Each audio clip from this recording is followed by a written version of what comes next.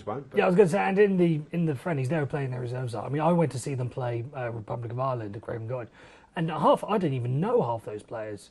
So it does show that Italy don't have much strength and depth. One of their players, I'll say that. One at Lever broke his leg during that He match. did. Yeah. That was harsh to watch.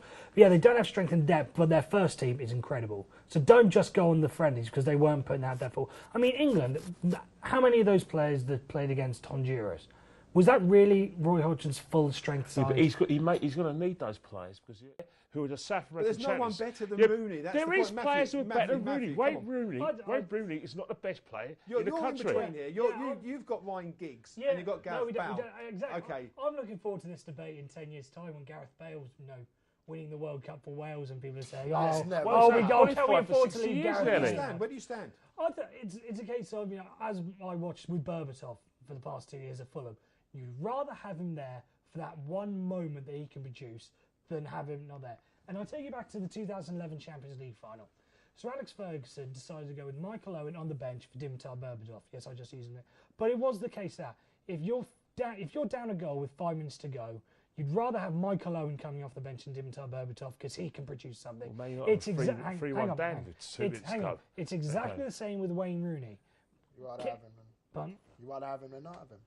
Well, you'd rather have him for that one moment, like that cross or like that goal, which yes, he should have put away. But someone like Sterling or Oxlade-Chamberlain would not have been in that position in the first place to create the chance to get the goal. It was a case of back to school for keeper Jack Butland. He visited Sir Stanley Matthews' old school, St Luke's in Hanley, to give the children their new unofficial uniforms.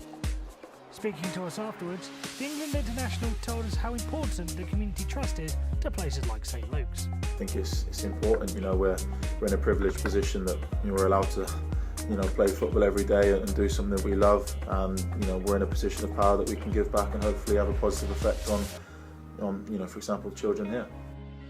Whether it be, just supporting local families or trying to find the fans or players of the future. It's massively important because Stokes are a hometown club, supported to the death by everyone, and if we can help give back and help enhance that, then it can only be a good thing for everyone.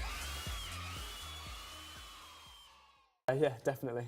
Okay, so you said you trained at Staffordshire and Stone Canoe Club. How much of an influence have they had in your upbringing and wanting to be where you are now? Yeah, absolutely massive.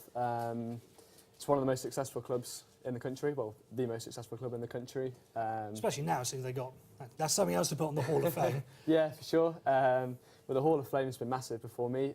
5 times world champion, Richard Fox. And when I was at the club, the likes of Lizzie Neave, Mark Proctor, Greg Pitt, there's so many names. Really good role models for me as a young paddler kind of growing up. So you mentioned Greg Pitt. He's your partner in the is it the doubles canoeing? Yeah. Doubles canoeing. How much has he helped you throughout this process? Yeah. So initially with canoeing, we all start in kayak in Canoe Salon, and I actually saw Greg Pitt paddling the canoe where we kneel down, and I thought it was the coolest thing, and I kind of wanted to be like him, I guess. So it's quite strange now that we're actually a C2 crew together. Fair enough. So how much work goes in on a weekly basis to be world champion? How much of it is in the water and how much of it is sort of in the gym or dry land stuff? Yeah. In this election, the general public are going to cast their vote based on a number of issues. The NHS, immigration and the economy being chief amongst them. But one area that always goes unnoticed in this time is sport. It's something that parties themselves even seem to have ignored. Take the UKIP manifesto, for example. In a document that spans 74 pages, not one single policy about what they have in terms of sport.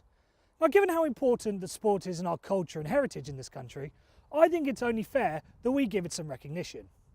To do this, I'm going to be looking at the 3 main parties, the Labour, the Conservatives and the Lib Dems, to see exactly what they have in terms of sport.